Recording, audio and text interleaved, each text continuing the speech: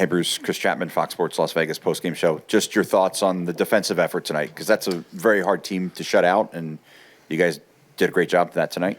Yeah, it wasn't a lot going on. I think both teams were pretty conscientious away from the puck, so you didn't see a lot of odd man rushes. That's when the game usually opens up. Really no penalty calls to the third, so not a lot of room out there. Got to stay patient. They played last night. You hope that maybe you can wear them down.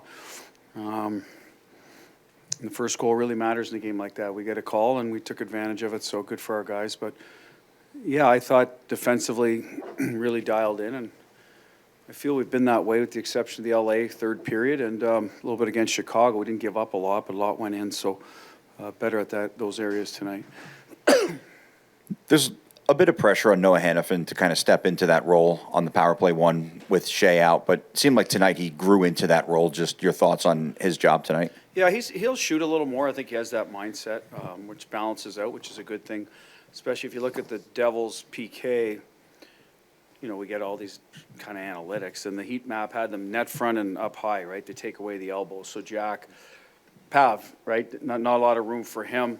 They crowded the bumper a little bit with Hurdle, so, you know, Stoney's all alone in front for the tip. So good awareness there. And then the next power play found a lane. They were cheating on Jack a little bit, so take the shot from the top to stretch him out. Happened to find a way in, so good for him. It was the right time to put the puck to the net. I think we're comfortable with both guys, to be honest. We saw it last year. We kind of used them both. Our power play's really been a strength this year, so we didn't want to mess with it, so we've kept Shea there. But, you know, Hanny, I think they're interchangeable for the most part. I think they can both handle the responsibility. So good on Hanny. I think his makeup, he's got offensive acumen, and when things go well in the power play, you feel that much better about yourself and your game. So it's going to help his confidence. Danny. Hey, Bruce, Danny Webster, Las Vegas Review-Journal. You kind of touched on it with just the confidence aspect, but it's obviously been an up-and-down season overall for Noah as far as the overall game, but how much can those reps on the power play improve the overall structure of his game as far as touches? Well, it will, because what happens sometimes is power play allows you to get touches and points if it's functioning. If you're not on it, you don't get your touches, you're going to be searching for them throughout parts of the game. Maybe you chase the game a little bit on the offensive side of things, and that gets you out of your defensive structure, right? Or you can get a bit reckless. So that's what happens for offensive guys, and it's understandable.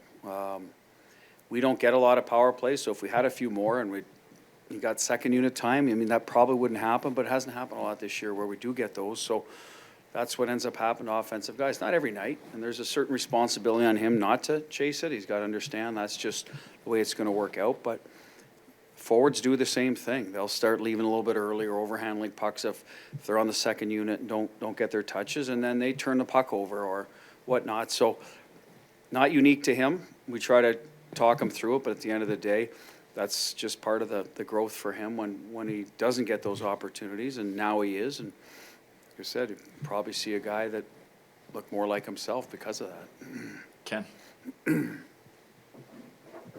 Ken Bulkey, Not Vegas. Both games against New Jersey are fairly low scoring. The games against Chicago were both high scoring. It seems like a lot of the games, kind of when you play the same team, they go the same way. What does that say about your team? Well, we can play both ways. You'd want to win them each way, and we lost one in Chicago.